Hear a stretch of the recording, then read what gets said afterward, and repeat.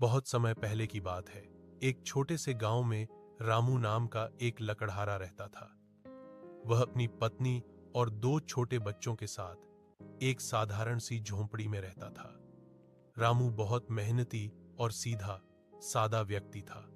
उसका एकमात्र सहारा उसकी पुरानी जंग लगी लोहे की कुल्हाड़ी थी, जिससे वह जंगल जाकर लकड़ियां काटता और उन्हें बाहर में बेचकर अपने परिवार का पेट पालता था।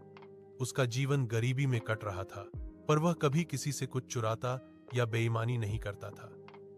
ईमानदारी ही उसकी सबसे बड़ी दौलत थी।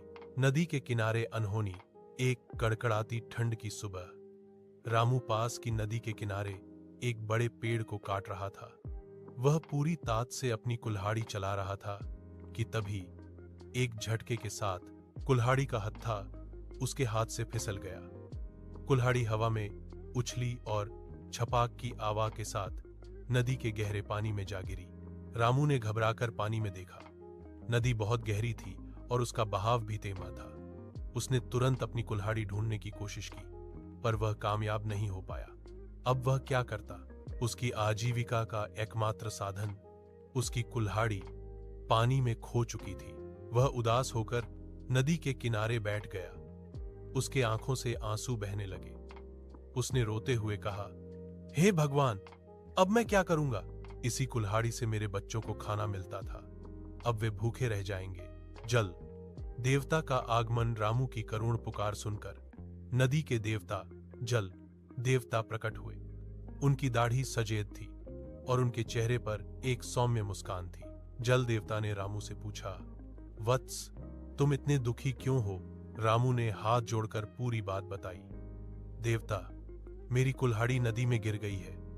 मैं एक गरीब लकड़हारा हूं। दूसरी कुल्हाड़ी खरीदने के लिए मेरे पास पैसे नहीं है। जल देवता ने मुस्कुराते हुए कहा, चिंता मत करो, मैं तुम्हारी मदद करता हूं। यह कहकर जल देवता ने नदी में डुबकी लगाई और कुछ ही देर में बाहर निकले। उनके हाथ में एक चमचमाती हुई सोने की कुल्हाड़ी थी। उन्होंने रामू से पूछा, वत्स, क्या यह तुम्हारी कुल्हाड़ी है? रामू ने कुल्हाड़ी को देखा। उसकी आंखें चौंधिया गईं, पर उसने तुरंत सिर हिला दिया। नहीं देवता, यह मेरी कुल्हाड़ी नहीं है, यह तो सोने की है। मेरी कुल्हाड़ी तो लोहे की थी। दूसरी परीक्षा। जल देवता फिर से नदी में अदृश्य हो गए और इस बार वे एक चांदी की कुल्हाड़ी लेकर बाहर आए। उन्होंने रामू से पूछा, क्या यह तुम्हारी कुल्हाड़ी है? रामू ने फिर से ईमानदारी से जवाब दिया, नहीं देवता, यह भी मेरी कुल्हाड़ी नहीं है, यह चांदी की कुल्हाड़ी है।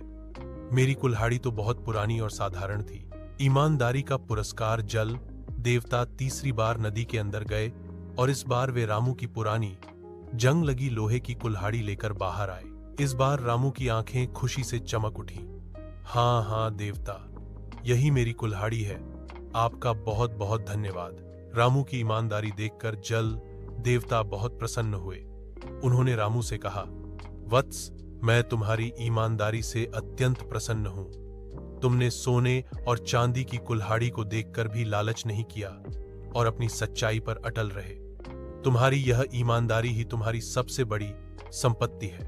पुरस्कार के तौर पर जल देवता ने रामू को उसकी लोहे की कुल्हाड़ी के साथ साथ सोने और चांदी की दोनों कुल्हाड़ियां भी भेंट कर दी।